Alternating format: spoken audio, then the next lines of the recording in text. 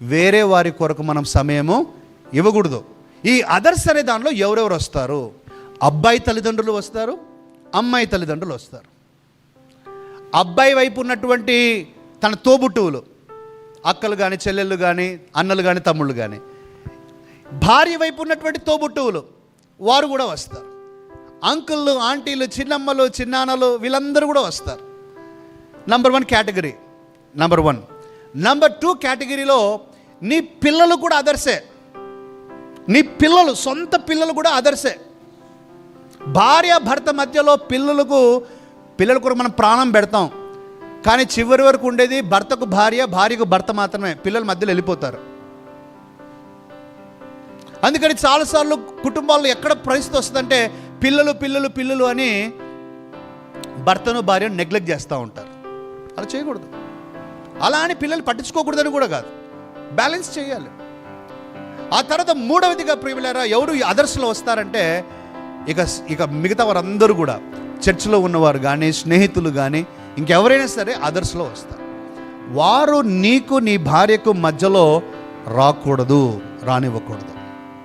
తల్లిదండ్రులారా, దయచేసి నా మాట ఆలకించండి. వివాహము అయిన పిల్లలు మీకుంటే, లేక వివాహ స్థితికి వచ్చినటువంటి పిల్లలు మీకుంటే, మీరు వారి క్షేమము కోరే వారైతే ఆతృత వదిలేసి వారి కొరకు ప్రార్థించండి.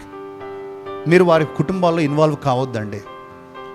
వారు పడవచ్చు ప్రియులరా, తప్పు నిర్ణయాలు చేయొచ్చు, కొన్ని నష్టాలు జరగవచ్చు. It's okay, no problem. ఏమవుతుంది? నేర్చుకుంటారు. ఎవరు పడకుండానే నేర్చుకున్నామా? మనం పడతాం ప్రియులరా. వాళ్ళు కూడా అంతే.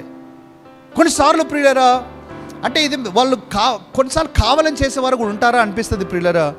పిల్లలకు ఎలాంటి నష్టాన్ని కలిగిస్తారు కొన్నిసార్లు తల్లిదండ్రులు వారి సలహాలను బట్టి అనిపిస్తుంది. రే, నువ్వు ఇట్లే చేయాలరా, నువ్వు ఇట్లా చేయకపోతే నీ మాట నీ భార్య వినదు, నేను చెప్పినట్లే చేయాలి. అది కాదండి తల్లిదండ్రులు చెప్పాల్సిన మాట. తల్లిదండ్రులు చెప్పాల్సిన మాట ఏంటంటే, అరే నాయనా, మేము కాదురా ప్రాముఖ్యం, నీ భార్య ప్రాముఖ్యం రా, నీ భార్య కొరకు నువ్వు ఉండాలిరా. మేము నిన్ను పెంచాము, అయిపోయింది, నీకు నేర్పించాము, అయిపోయింది, నువ్వు ఇప్పుడు నీ భార్య గురించి చక్కగా ఉండరా అని చెప్పాలి. మీరిద్దరు కలిసి పరిష్కరించుకోండి, ప్రార్థించండి, నేర్పించాలి. అలాగే అమ్మాయి తల్లిదండ్రులు కూడా పిల్లల వాళ్ళు కూడా చెప్పకూడదు, నువ్వు మా మాట వినాలి, నీ భర్త ఏంటి, అదేంటి, ఇదేంటి. No, don't give negative inputs ఇవ్వటం వల్ల కుటుంబాలలో సమస్యలు వస్తూ ఉన్నాయి. మన క్షేమం కోరే వారమైతే వారి నష్టాన్ని కలిగించకుండా ఉండాలంటే మన ప్రమేయము తగ్గించుకోవాలి.